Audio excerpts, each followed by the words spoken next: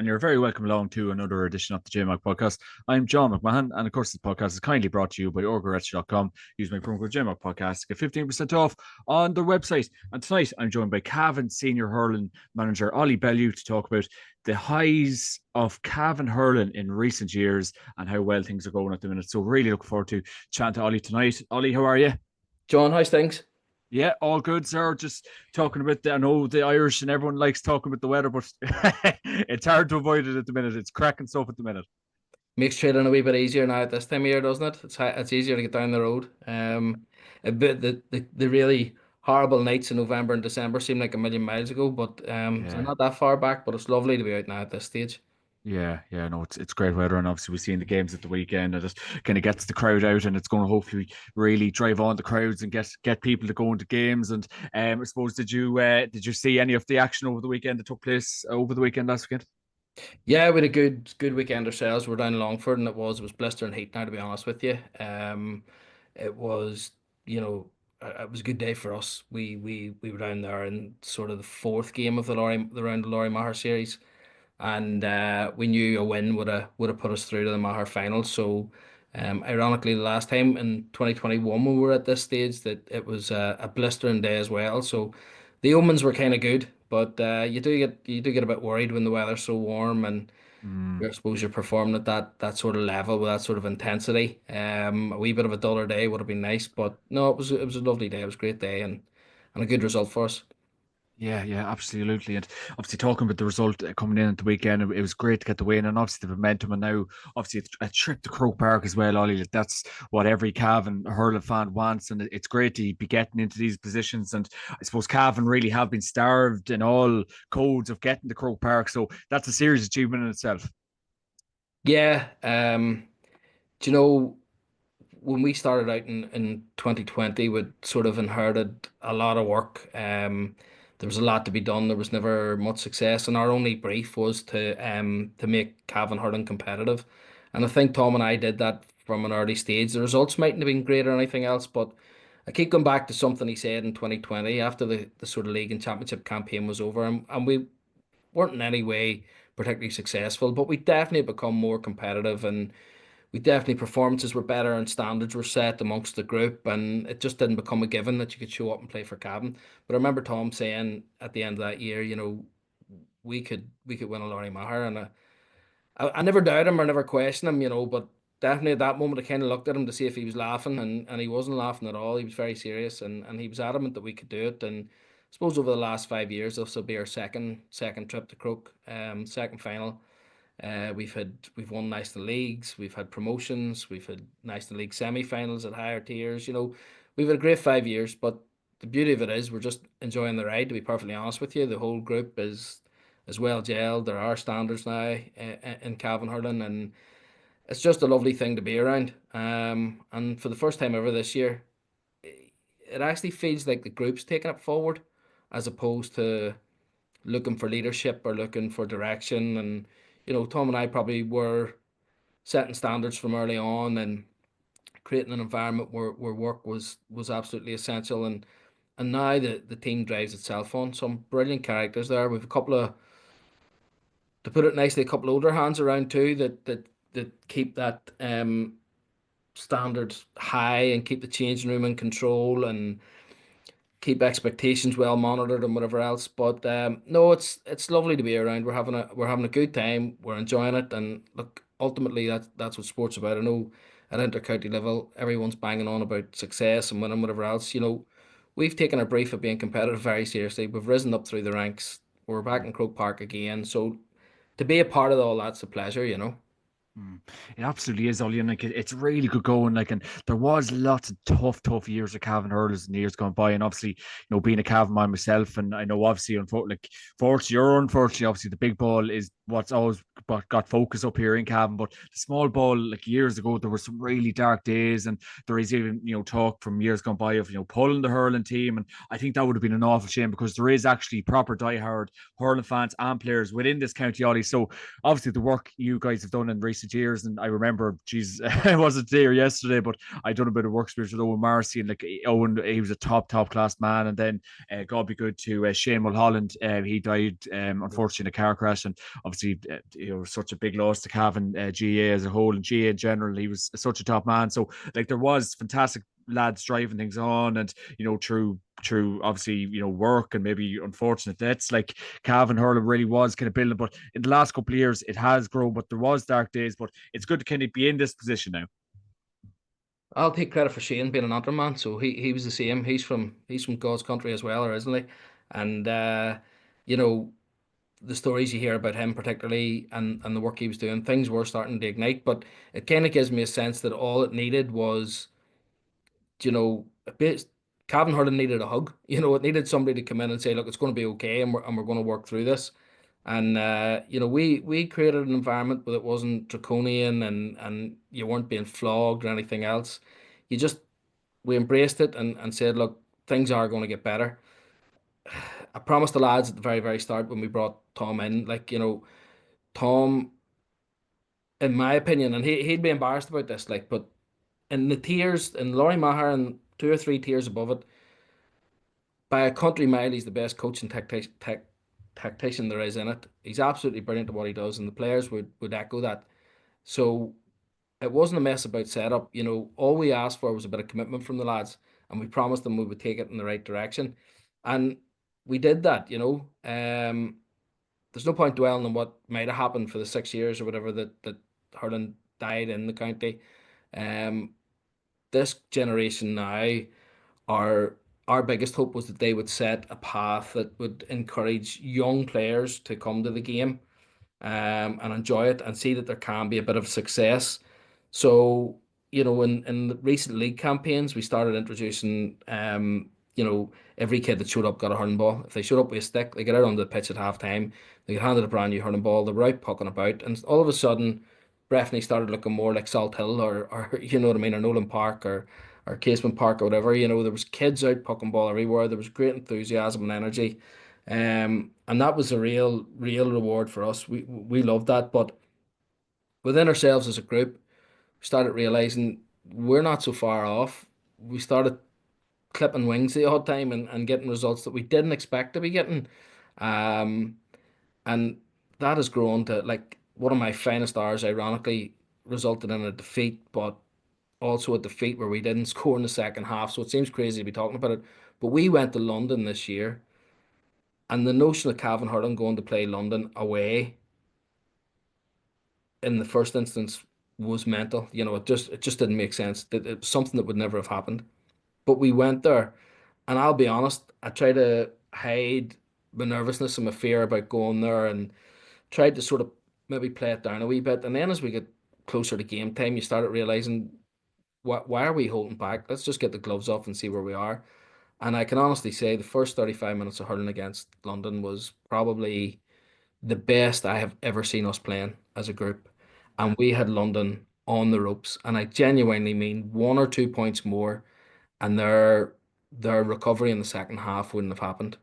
And that's down to the coaching, the commitment, the pool of players that are now proud to play for Cavan. Like, we drew players out into the open who maybe could have joined the county panel earlier, but didn't want to come in because it was maybe, and I don't want to be critical of people before us, but it maybe wasn't the setup that be akin to or they were prepared to commit to. Once we started getting wee bits of success, people living in the county all of a sudden refound their graph for the game, and made themselves available to us, and we built a really strong panel, and all of a sudden you're in Ruislip, and you're giving London an exhibition for maybe 40 minutes, 45 minutes. And I'll be honest with you, it was probably as proud a day as I've had with Cavan. Um, and if the young people, it's just a shame that game was away. It added to the performance that we could do it away from home. But if that had been at home, the lift that would have given absolutely everyone.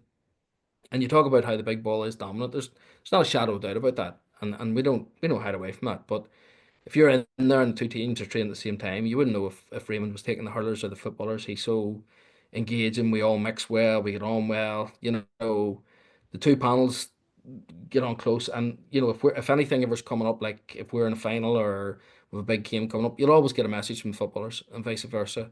And gradually, hurling people, or sorry, GA people throughout the county are coming out and starting to follow the hurlers a bit more. It's not just a a laughing stock anymore, or just it's the hurlers or whatever it may be. We're getting more and more people coming to the games, and that's what we want. That's success in itself, you know. Mm. And obviously, good to kind of have that support, as you rightly said there, from the Graham McGalligan and the lads, and like obviously, yourself, county setups and clubs, even whatever, so on and so forth. Like there can maybe potentially be that divide. So I suppose from your end of things, obviously, being there the last couple of years and kind of mixing in with Cavan, like it is so important to have that, I suppose, camaraderie. Well, look, I don't want to be arrogant about it, but I'm very proud about it. I come from one of the best dual clubs in the country. I come from St. Galls, Yeah, St. so Galls, yeah. yeah, look, it's mental to think that an Antrim Football Club has won an All Ireland title, but in that time we've been on hurling campaigns too at intermediate, right through to the All Ireland intermediate final. We're probably a good blueprint of how to run a dual club. It is so difficult to run a dual club, and the statistics of Antrim Championships winning hurling championships would show you that it's difficult because the purest clubs win the championship every single year. But we sort of got a template of making the two work, and I can see it in Cavan now. We don't get treated any less favorably than the footballers. You know, we get the exact same respect, we get the exact same facilities if we want them.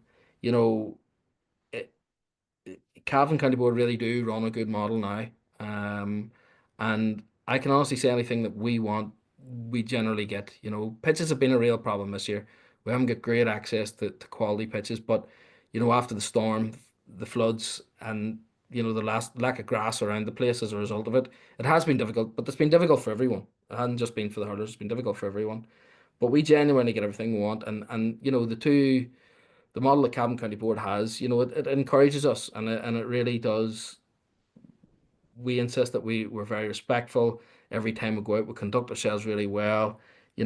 It's a bit of payback for how well you're looked after. Mm. Yeah. Obviously, the results are kind of speaking their own language, and like the league campaign, Ollie, you have to be very, very impressed with it. And obviously, it's ended up in a final in Croke Park. Like that's obviously very, high standards, and obviously not standards we've been to, I suppose, accustomed to in recent years with Cavan Hurling. So the league form, very impressive. Yeah, look, I'll be straight with you. Every year, it's no great secret. Every year, Tom and I sit down as soon as the championship's over, and we think, right, what are we doing? We're going back again. And when you're driving 2 hours from Belfast, 4 hours round trip, and you're doing the Mm, same from Castlegar, um, it's a long winter, and it's hard going. And you're working a full day on Tuesday, a full day on Thursday. You're jumping into the car without dinner. You're heading straight to Breffni. yeah, You're training. You're sitting down together for 15 minutes afterwards to get something to eat. You're back in the car. You're way home, and it's gone midnight by the time you're pulling into the driveway, and you're up for work again on Friday morning. It's tough. So look, we've never denied that. So every year at the end of the season, we'll have a chat and say, look, what are we doing? This year was one year that threw up a new conversation. It was a case of we're going to have to go to London. We're going to have to go to the Hyde. We've Wicklow, we've Sligo, we've Armagh all coming to Breffni. It could be a very hard year if we don't get this right. But being honest, our faith in the group, my faith in Tom, we very quickly changed our minds. And going after Laurie Maher wasn't the only thing in that. It was like, let's test ourselves at these higher levels. So London were fortunate to beat us, very lucky to beat us. Because of the storm and a refix match, we ended up having to play 5 games back to back. So by the time Armagh and the last game came along, we kind of were tired. We kind of were tired. But up to that, we had taken results where we never thought we would. We'd beaten Sligo, yeah, we're getting brilliant results, and we were hurling so well. And even when we lost, it was by the narrowest of margins. And all of a sudden, the belief has grown. So got into Longford last weekend. Technically an All Ireland semi final. We win it. We're in the final. In 2021, when we won the semi final, we danced about that stadium, and it was like a carnival. It was absolutely brilliant, and the buzz and the excitement and mm, the whole hysteria of getting to Croke Park and finally getting to a national final. It was like on another level that you wouldn't experience anywhere. But on Saturday, we have been so good this year, so well organised. The messages that Tom's delivering are so straightforward, and we have a very basic plan. when we won on Saturday, there was none of the hysteria. Yeah, It was it was very happy camp, keep your head. very very content, very happy, very very satisfied, delighted to be in the final. But there was a feeling of okay, job done. What's Mm. next? Yeah, well, yeah, yeah. And that Because sorry, you're probably in the sorry, you're probably in the flow there, but no like no it kind of does remind me, like even regarding like you've seen giant killings in the past. Well, I obviously Saturday wasn't a giant killing, but you've seen that time Mayo bet Dublin say in 2021, and yeah, to get bet in the final. Like it is very easy to say we'll go mad here, but then obviously get bet in the final, kind of what me done maybe the weekend there with Loud to a degree, but after beating Dublin, so there you definitely can get fairly sidetracked fairly easily. very easy. And that's the thing. Like I mean, there was journalists talking afterwards about they didn't remember us ever beating Longford in Championship hurling. Yeah. We had no doubt, and I'm with the greatest respect to Longford because they have handed us our arses a couple of times over recent years, and they have halted our progress and everything else, and rightly so. Great team, great people, well organised. Get in there on Saturday, there was no doubt that if we showed up and performed, that we would win. So there was kind of, you watch All Irelands down through the years, semi-finals and stuff, and you maybe see Kilkenny or somebody like that qualifying for an All Ireland final, and you're thinking to yourself, Jesus Christ, if that was me, I'd be dancing about that pitch. But they're not. They're calm, composed, and controlled, and that comes from knowing, yeah, that's where we should be. We expected to win this game. We Mm. got it done. We're in the final with another step to go, and Mm. that's the sense I got from our lads. They stayed out in the pitch with their families. They got a few photographs. Yeah. Enjoyed the moment, not overly, and headed back to the change rooms. And we told them in the change room afterwards, look, go and have a couple of drinks and chill out tonight. All right, go and Mm. relax tonight and enjoy the moment. And they kind of went, aye, okay, we'll do that. And they didn't go mad. They went out for a couple of hours, chilled out, enjoyed each other's company, had a bite to eat, a few drinks, and everybody was away home. And then the text message went out on the Sunday morning. Okay, it's back to work now. And I don't want to downplay an All Ireland semi final. I don't want to downplay the occasion. I'm definitely not. It's a fantastic day for the whole county. But we've got standards now. And that was a game we should have won. And that was a game we did win. So just move Mm. on. Mm. Yeah, and obviously that standards piece is so important in any kind of walk of life, any kind of sporting area, any work, any job related, anything at all, Ollie. Like if you don't have standards, you find things kind of drop. And I think that's obviously like the correct mindset to have. Go out, enjoy it Saturday, but at the end of the day, get Sunday, get recovery, poke around, do a few bits and bobs. And obviously, not to really obviously be like a pretty robotic about it, but standards, mindset, and suppose create a good culture. Yeah. And that is it. But you had a good point too. I remember the lads got themselves together. May have been before the Lancashire game, just 2 games ago. And we were saying, talking about standards yet again, talking about performance and key indicators, what we want to hit as far as scores go, puck outs go, conceding a freeze, with targets on everything so we could keep a good focus on it. And Liam O'Brien, for somebody so young, stood up and he said, gotta remember to enjoy this too, lads. We're in a good place. We're fit, we're strong, we're hurting well. It's about enjoying it, and that's why he started the game. And I couldn't agree with the kid more, to be perfectly honest with you. He absolutely nailed it. We play these games because we love them. Sometimes we can become so fixated with stats and Mm. key performance indicators and results of it. Did you forget to go out and enjoy it? Like when you pluck a ball out of the air with a couple of people hanging out of you and you turn and you drive it over the bar, like why shouldn't you turn around and cheer that? Like, and I saw that in Liam on Saturday and I saw it in the last game too. There were two scores in particular over the past 2 games that he got. And he turned around and he let it roar out of him. But you just know it comes from that fire inside and he has loved that moment, and every one of us feeds off that, and we've players like that all over the park who just can work wee bits of magic, and you can see it in their faces. I enjoyed doing that. Mm. That enjoyment piece is very important. Your thoughts on stats and all that kind of jazz, Ollie? Like, and I know we probably do get fixated on it, and you one scroll through Twitter and you see these halftime stats and stats on this, and like I'd be very much of the opinion that the most important stat is the scoreboard, but people would disagree with that. Your thoughts? But a wee bit old school, and bit averse to it at the start, but we have a family and with us, Adrian McKernan and his two sons, Niall and Shawnee, and they look after all their videos and all their stats. And as the past two seasons have gone on, I'm really starting to see the value and the merit in them. So Okay. Tom's big on puck outs, so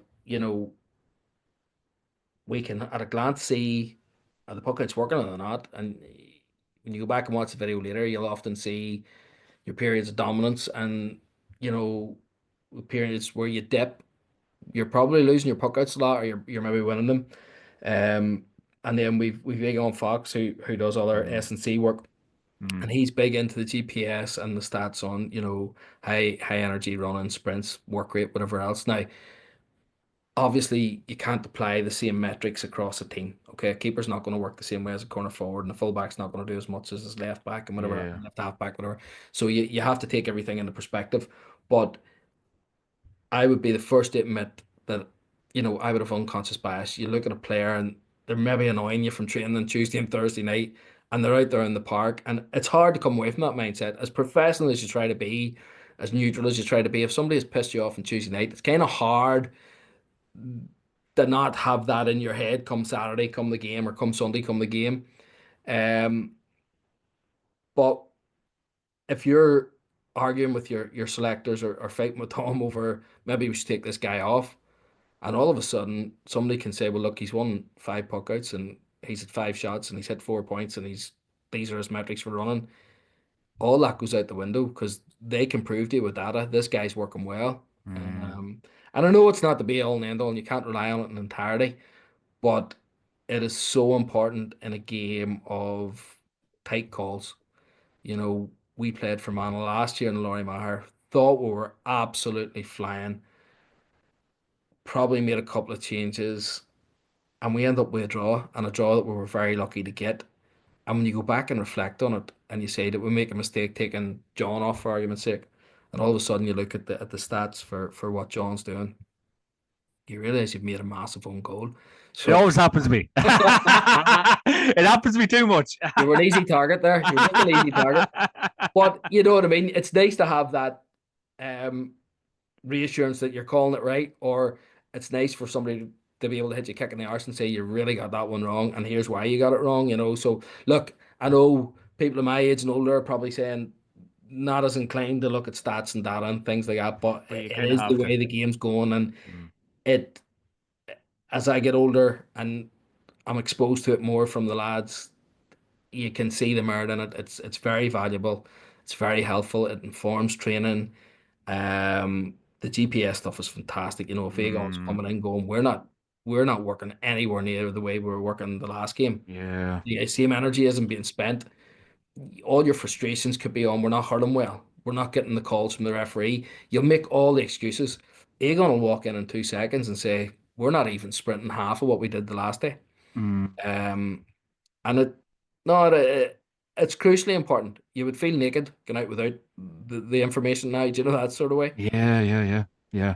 And you find Ollie, like you might on say match day or training, like would you obviously like, as you kind of said, you're maybe a bit old school, but like and you feel a bit naked, but you find you might kind of overthink it to a degree, or like is there enough work done by the time the guys get onto the pitch, or what do you think? There's an element of that. Like, the two lads. So basically, how I operate is I'm in the back of the stand. I don't like being pitch side. I'm too highly Okay. strung, and I actually don't think you can see a game from a sideline. I genuinely No. don't. So I Brian like to Cody. be I like to be elevated, and the Kingspan's absolutely perfect because you can be in your office at the top of the stand. You can see absolutely everything, patterns of play, and I'm actually picking things up that the lads aren't, that Tom isn't seeing on the sideline sometimes. But I can equally get it wrong, and he can call you out. But you still watch the game for what it is. You watch the game for what it is, and if it's going okay, and your senses are telling you it's going okay. If Tom's on the sideline and he sends a message up to me saying he thinks this or that's wrong, you'll watch the play and see if he's right. And if you still can't make a decision, you do have the guys beside you with all the statistical information, and you can rely on it. So I do agree with you. I think you can be carried away when, like everybody, you can have your bad days where your head's swimming and you can't focus and you don't even know your own mind and you're not making the right calls. So very quickly you just chat to the guys beside you. That's what they're there for. And they'll Mm. give you all the statistical data you need and all the information you need. So no, I'm always conscious not to be over reliant on it, but I'm also cute enough at this stage to know not to ignore it. It's there for a reason. And like the guys are brilliant. They'll even do things like heat maps where the puck outs are going, and you'll know the puck outs that you're losing are all landing in one area. Well, very easily you can tweak that, and it's helpful. It's really helpful.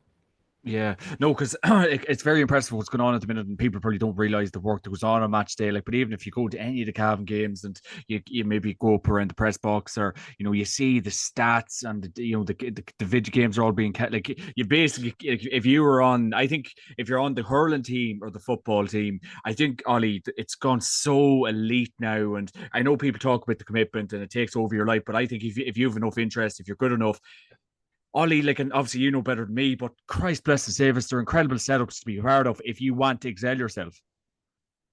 Look, every week in 2020, every week, and for 3 years before it, and for 2 years after it, we were playing the same teams day in, day out. We were playing Fermanagh and Leitrim, and it was always the same teams, Monaghan.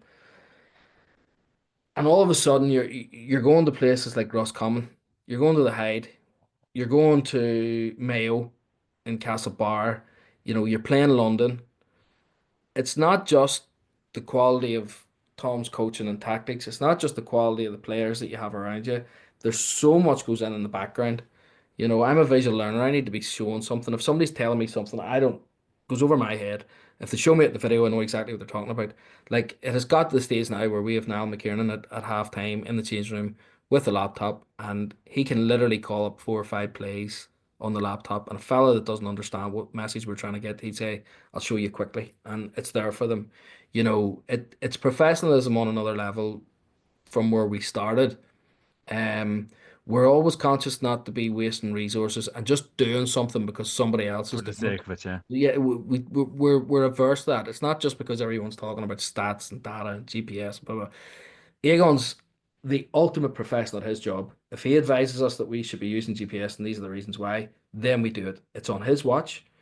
He'll tell us what we're getting from it. He'll tell us what we need to know. Mm-hmm. Yeah. Um, if Adrian's quoting information to us during the game, it's on his watch. We're not wasting any time doing this.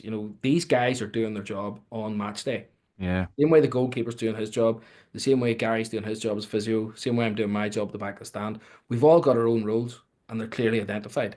yeah, Stick to your own job, swim in your own lane, and everything then comes together. yeah, So it's not a waste of resource. It's not something we're doing for the sake of it. We will liaise with Aegon throughout the game, and the McKiernans will constantly be on the earpiece, giving us bits and pieces. That if the puck outs aren't working, or if we're giving way too many frees, or if we're yeah, hitting too many wides, they'll be feeding that information through. Whether or not you choose to use it at the time, that's fine. You don't have to, but if you don't, you're certainly using it the next night in training to say we really did this badly and this is what needs to be improved. So it's no coincidence that we're hurling at the highest level we've ever hurled at. It's no coincidence that we're back in Croke Park. And it's not down to any individual or anything else. It's down to a whole collective mm, performance guys out in the pitch and the performance guys in the stand and then the statisticians and stuff. It's just one yeah. big collective effort. So I wouldn't change any of it. It's great to work in. Yeah, absolutely. And what kind of impresses you most about these Cavan lads, Ollie? Because obviously, with the amount of, well, I suppose the lack of hurling clubs within Cavan, like it's it probably goes without saying, but what you guys are doing is very, very impressive. Like for the pool of players you can pick from, and like it's what impresses you most with these lads? I think the thing at the start, and I hate to harp on about where Cavan Hurling was, but like you look at some of the warriors that we have there. Dom Crudden, for instance. Yeah. Dom was there through the darkest days, Mm, and if you had to rely on one man to come back in and give you absolutely everything without any promise or reward or anything else, Dom Crudden would do it. Um, they're so resilient. The thing that strikes me with them is they love the game so much, right? It's easy to be a hurler in Antrim or in Galway or any of these places where you're regularly performing at top tiers, you're getting wins, big crowds, everything else. When you're a cabin hurler in the darkest of days, when you're scraping 15 players together to go to the same out places and get beat by the same scores, love the game that much, and be so proud of representing your county. How how could you not have anything but admiration for men like that? And they were the key ingredients at the start. We're like, we'll get boys out in this park that love the county enough. Don't worry. So yeah, look, it's that's the type of fellas you want, and we have those in abundance.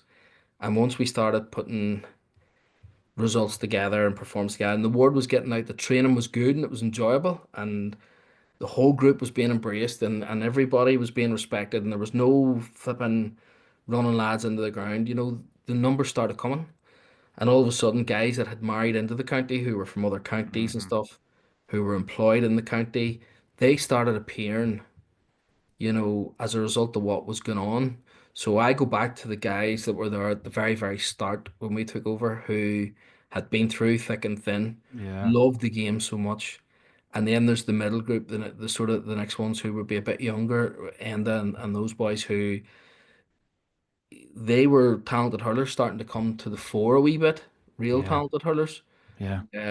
Could seemed to produce a brilliant crop around that age. Yeah. So we had the diehards who absolutely you could hang your soul on.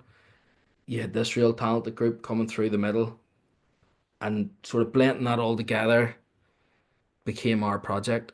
And on the back of that, a couple of wee results, and all of a sudden, people started realizing it's not a joke. And boys who had been in before started knocking on the door to come back. Boys who had never shown any interest in hurling for Cavan but had hurled elsewhere in bygone years started coming to the fore. And look, it has just grown and grown. It has become a real tight unit now. A real tight unit. We're all at weddings and christenings and funerals together. It has become Mm. a real family thing. So Mm. there's a bond there amongst us that and I know teams can be bonded, and I know you can create a bond and you get a bond. We don't do days away. We don't do training camps and weekends and whatever else. We don't do any of that. We don't need to, because every once in a while we'll pull the handbrake and we'll head out for a few beers and have a bit of crack. Mm. During COVID was probably the best time. COVID hit straight away actually, when we had just got the job, and Tom said, "Look, what are we going to do? We could do all the training plans remotely, but we're very conscious that they need to get together." So on a Saturday night, when everybody else was out, you know, in isolation and stuck away, we decided to start this Zoom thing. Oh yeah. And Tom, at first, sort of thought this could backfire on us, but we get two of the lads to get up and speak about themselves, about the game, and about anything in general. So we'll have our meeting. We'll chat about training for the rest of the week. We'll look forward to what we're doing, and then we'll have a chat. And so the boys were doing things like yoga and stuff online, and Tom and I were joining as this was coming to an end. And they came on and started chatting, and the stories and the insight we started getting to individuals was absolutely incredible. Mm. You were seeing a whole new side Mhm. to the lads. I think Faker Hughes was one of the first ones, and I hadn't really spoken a lot to Faker before that. Yeah. He came on and he had everyone laughing, and the crack was brilliant. But when he spoke about what hurling meant to him, you knew you were part of something special. You knew you were going to make a difference for somebody, Mm. and you knew these were the type of guys you wanted to be around. So there were incredible times. And obviously you got a few of the older hands talking about how difficult days were, but they actually felt that things were changing with Tom and I there. And that was a great shot in the arm for us. And you can't not back that up. You can't not Yeah. give your heart and soul to these guys, you know? Hmm. Like our lives have moved on. I've got my own kids that I want to go and watch playing, and they're getting older, and you want to do things with them before they're too old to go on holidays with you. Tom has got married, and he's starting a whole new life there in Yeah. years. But nothing has deflected us from trying to get this job done with Cavan. We're really immersed in it, and we love being a part of it. And that has come from 5 years of just soldiering with those boys through thick and thin. Mm. Yeah, because like it is like it's 5 years now, Ollie, and like a 5 years anything like time does fly when you're having fun, I suppose. And obviously it did have that kind of COVID piece, and the lack of maybe contact time, but obviously 2021 it kind of really did kind of start to open up. But I suppose like at the end of the day, like it's a 4 hour round trip, Ollie. Like, and we talk about commutes and managers doing these jobs. Like what, like probably it's maybe a bit of a rhetorical question, but what does drive you for this job? Um, I I think first and foremost, getting Tom to, like, Tom's the best hurler I've worked with, and over the past 5 years, he's proven himself as one of the top coaches and tacticians in the country, easily. So I want to do everything I can to facilitate him being with the players and doing what they do. I try to make everything, because if the players are giving you so much and Tom's giving so much, I want to make sure everything in the background, the whole management team, the logistics and everything else, I want to make sure everything's in place there. The players have, as I said, we've been through a lot of stuff together, family stuff, personal stuff, on the pitch, off the pitch. You know, you're kind of you're well bonded with them now at this stage. You're immersed. Yeah, totally immersed. And after 2021, when we lost the final, we were utterly exhausted. It was just a series of events that led to utter exhaustion. We qualified for the final on the Saturday, and the final was played 7 days later in blistering heat during a heat wave. I think that week I remember doing something like 80 hours prepping for the final. All the logistics, everything in the background. I didn't see the players, I don't think, once that week. Tom did all the work with them. Yeah. And by the end of it, we were just deflated. And I mean deflated. We're exhausted. And Wrecked, we're looking at each other exhausted. going, look, this can't go on. Okay. And in hindsight, we made the decision too early because we shouldn't have said anything for weeks. But we made the decision pretty quickly. This isn't sustainable. We'd kill ourselves doing this. Because we were training like dogs. We were up and down that road all the time, 4 hour Yeah. round trips, going to work. And then Like, I'd say, has there ever been like like, you can answer this if you want, but is there even any like halfway house? Like, is there like a halfway journey, or are you doing the 4 hour round trip all the time, Ollie? Like, definitely smack bang in the middle for the two of us. right. Okay. So it's logistically, it's one Fine. of the few places that will get to work together. And you know, if I train in East Cavan to make it easier for me by half an hour, you're adding an hour on the Tom's journey. Do you know what I mean? It's, Right. it's just as Okay. crazy. Okay. But I remember speaking a couple of months after it, and Cavan had gone after a new manager to replace us because we'd handed our notice in and stuff, and we were starting to say to each other, "Have we made this decision too quickly? Should we have stayed on?" And in hindsight, we should have. Once we went back in to try and fix things and get back where we had left off, and things kicked off again. We went on to win a national league, and we got promoted, and Hmm. we kept going. And the Laurie Maher was getting further away because it was getting harder to win. We were investing so much time um, in being this super competitive team in the leagues and standing up to the big boys and getting great results and whatever else. We burnt ourselves out come championship. So here we are now, like in the fifth season, and we're still trying to chase that championship for the players and for the county. And, you know, that's part of the motivation. A group that is totally committed to us, two of us really pushing each other to make sure we can get the best out of the team, and still knowing that we can go a step further. And we know if we can climb out of the Larry Maher, we could be competitive above. So it's just the unknown of how far this thing can go. It keeps us going back because we want them to have their day in the sun. We really want to win this championship, and I think that's probably one of the biggest driving factors. Mm. Yeah, well said, Ollie. Well said. And the bit of silverware along the way, Ollie definitely kind of incentivizes the Cavan lads as well. And it's been great success in recent years, and to bring cups home and to get the finals again. Like it's just such. And I know, as you rightly said, we don't want to dwell on the past for too long or keep talking about the past. Obviously, people always kind of we allude to the past, but from what we've had, for winning cups, winning trophies, getting the big days, like it is great times. Yeah, it is. It really is. It really is. And do you know what? Very modest group, very modest people entirely throughout the camp.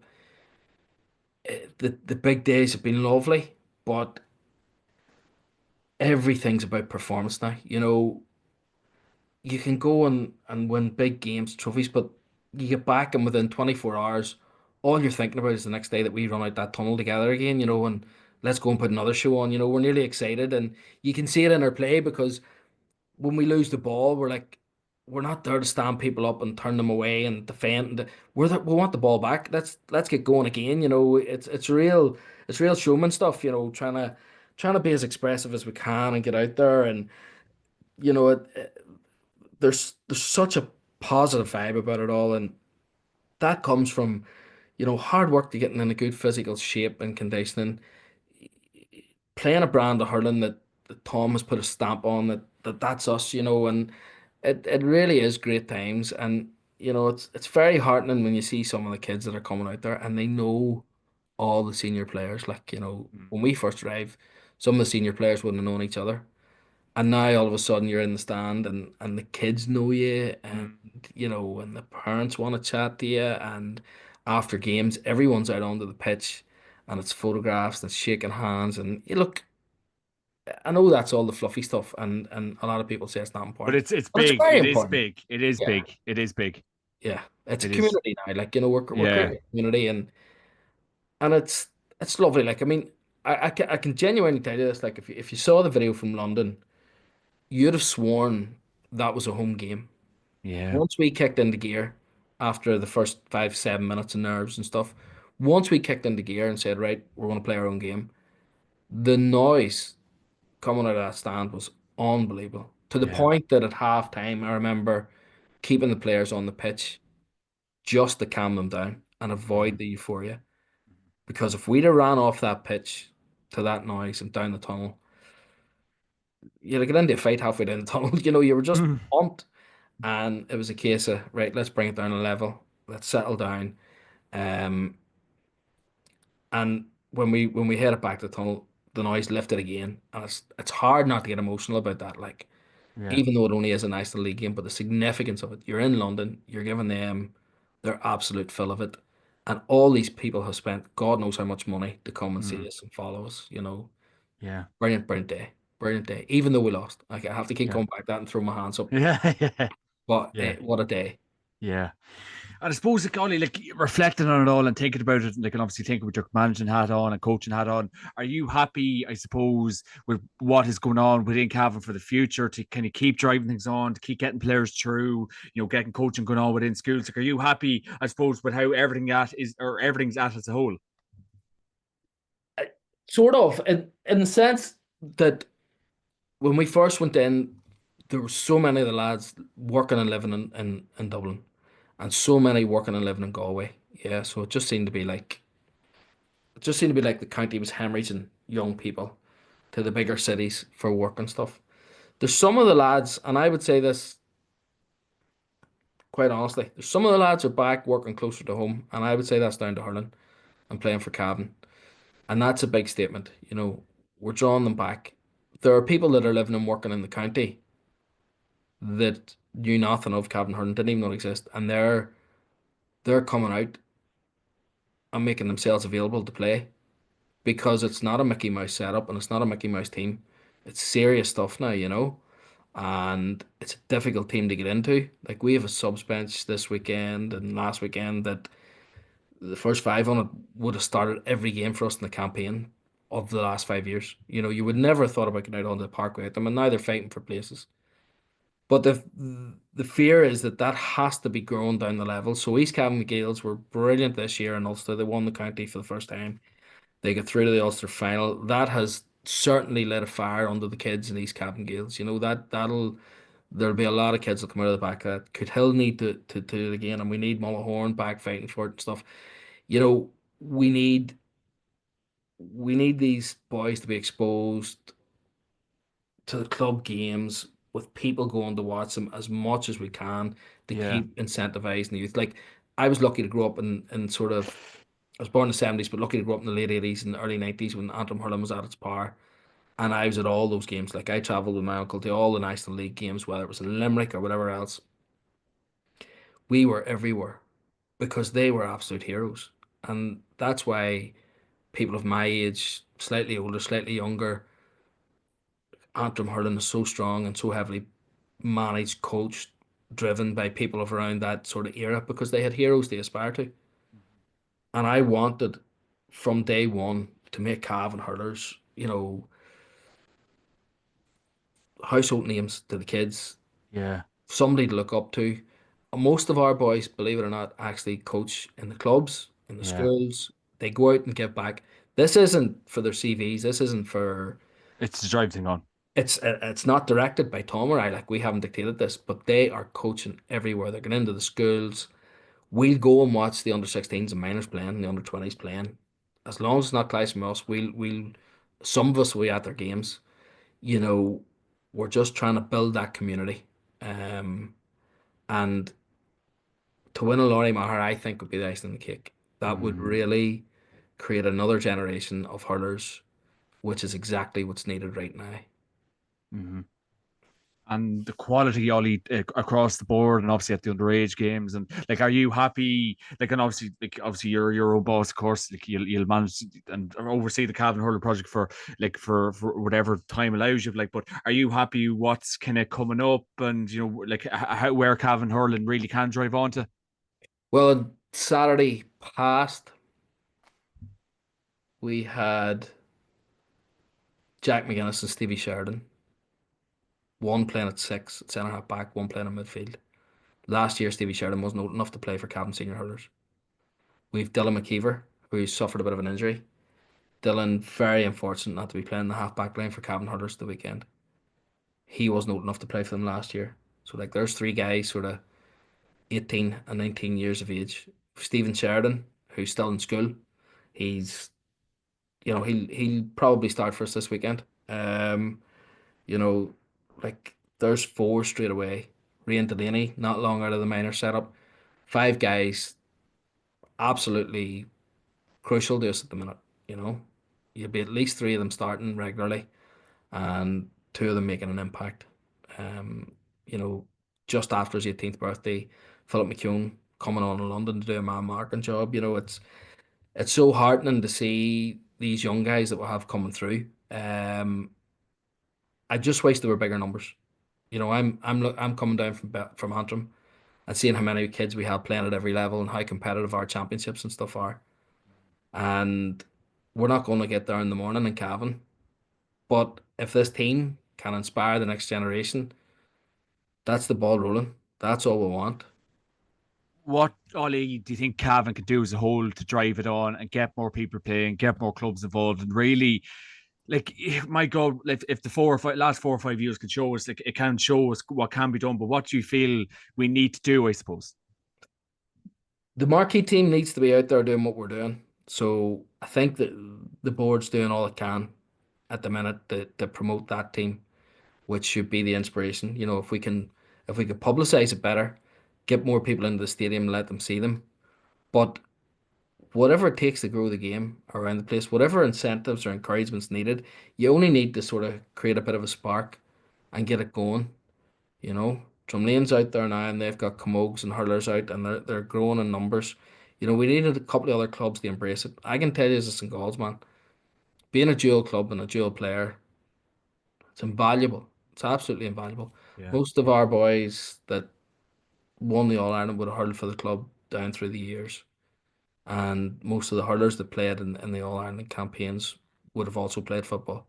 Mm-hmm. Our under 16 teams relatively successful in the county, and they're nearly all dual players. So I mean, the conversations need to happen. There's nothing to be afraid of. I know historically Cavan has been all about the big ball, and that's fine. That's absolutely fine. But the Camogues are flying. They've had a brilliant couple of years. Yeah, absolutely fine. Yeah. They're flying. And by introducing a bit of hurling into it, like I think when you're playing sport, Is there enough of it in schools? Is there enough in the schools schools are happening? starting to grow now. Sean Okay. Flannery, the referee, he's over a school now in Cavan. I know Nicky Kenny's in the school and he's doing a fair bit where he is too. The schools are starting to grow, and that's important. Like here in Belfast, all the clubs will be amalgamated within a couple of schools, and players who would be enemies on a Wednesday night are in training together on Thursday morning, and that needs to be embraced. But there needs to be conversations too. Like if we can encourage hurling in the clubs, Mm, I think as a sports person, the more codes that you're playing, the multiple skills that you can bring. yeah. Like I have friends in Galls who would have been great basketballers and very average footballers and made footballing careers for themselves and went on to win All Ireland medals, down to basically the core skills from basketball that they transferred across into football. The amount of skills that you'll bring across the two codes between football and hurling. I was joking with Canis Maher one night about, coming from Kilkenny, and we were joking about football, and Canis was very serious about his football. And he put me straight about how much football is actually played in Kilkenny and what it means to win a championship there. So, transferable skills are very important, and we've all the core ingredients, we've all the pitches, we've all the players, we've all the bodies. If we can just start encouraging the kids to play a wee bit of hurling and introduce it slowly but surely. And if we can do our bit as the marquee team, it's going the right way, but it needs to go a bit faster and a lot more numbers. Yeah.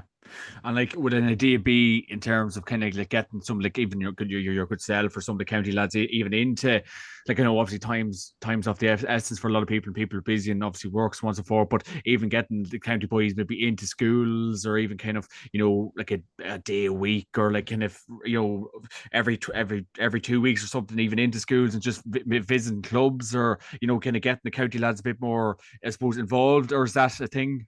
Yeah, there's no issue there. That's something we've always spoken about, and we we took the under 20s under our wing a couple of years ago and emerged them into the senior squad as a development thing. We've always made ourselves available, Tom and I, and the players, to anybody that wants us, and that's that still stands. If we're ever asked to go in and be part of it, even if it's just for the optics of it or whatever, or to actually go in and coach the coaches, we've always been available to do that. But we need to buy in from the club too. We need the clubs getting on board and playing their part too. Yeah, yeah, absolutely, absolutely. I suppose, Ollie, to kind of sum up, obviously Cavan really going on forward. I suppose what would be your, I suppose, message to the public of Cavan to really kind of drive things on and get as much support as possible? Being honest, look, we've a game this weekend, so we're 4 games into the Larry Maher. We're 4 from 4. And we've qualified for the final. So we've a game this Saturday. We want to keep momentum going, but we want people to see what we're about as well.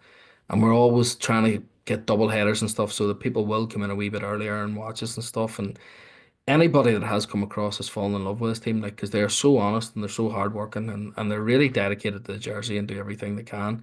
Like, we need all the support we can get in Croke Park, but it starts this Saturday in the stadium.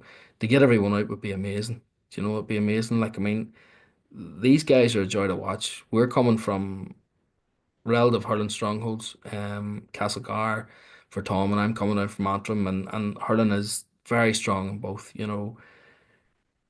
It's like we would happily sit and watch this team playing the way they play hurling, you know, and it'll be a shame if this golden generation of Cavan hurlers doesn't Win. draw in more people to come and watch them perform and see what they're about. Like they're scoring, like on Saturday past in Longford, where we probably had never won a championship game before.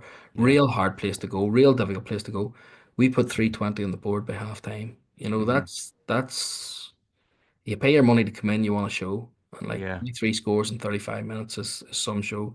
These Hmm. guys are a joy to watch. And they love playing for the county. They absolutely love playing for Cavan, and you can feel that every time you see them playing out there.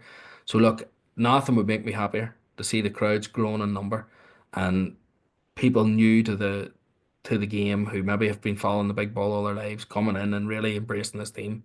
We've got 2 big games left, one on Saturday, one in Croke Park, and Yeah. have more and more cabin people there would be special for us all.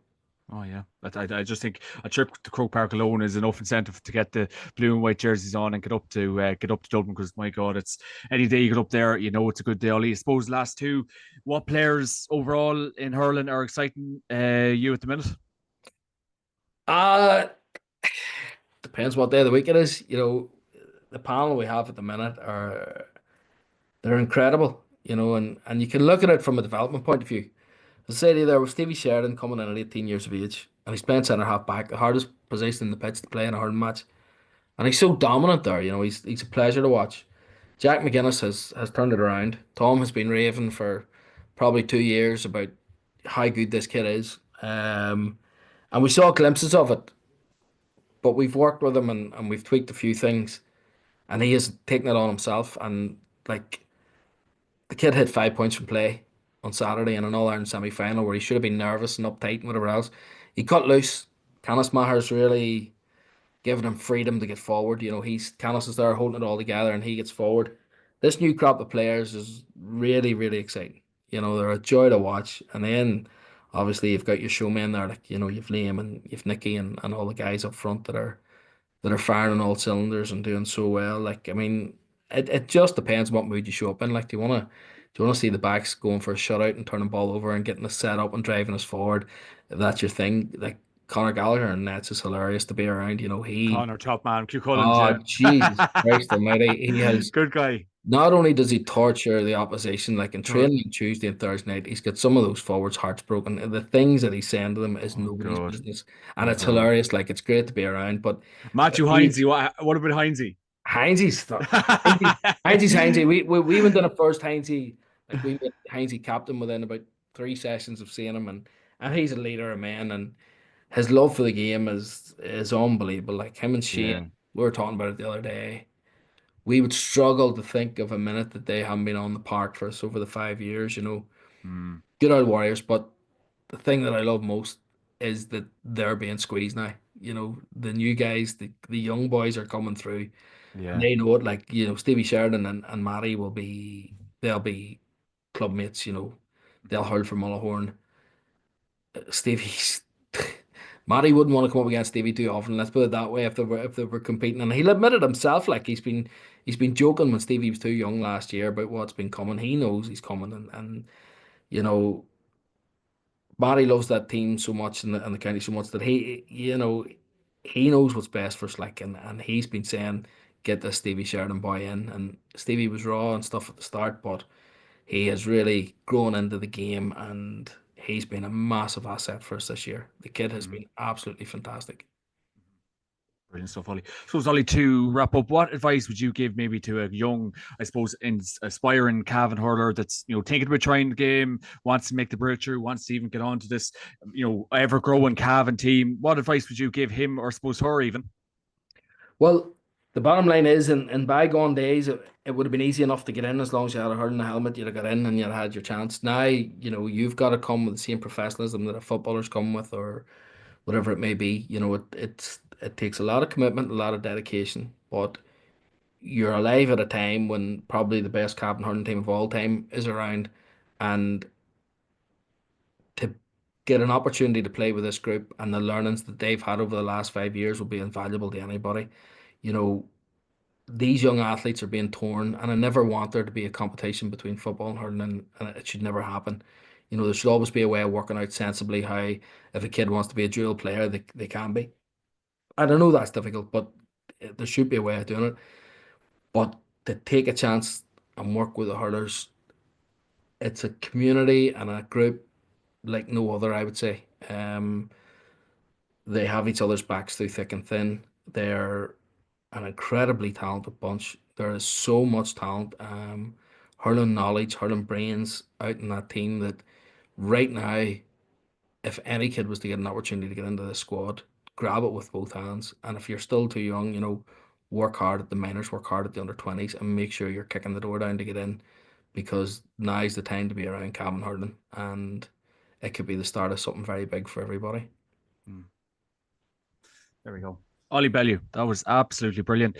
Thanks a million for joining me this week. And of course, this podcast is kindly brought to you by orgoretch.com. Use my promo code JMac podcast to get 15% off on the website. Ollie Bellew, the very, very best luck with the next 2 weeks. That was an absolute pleasure. I hope everyone gets a lot of entertainment out of that interview. You're a gentleman. Thanks very much.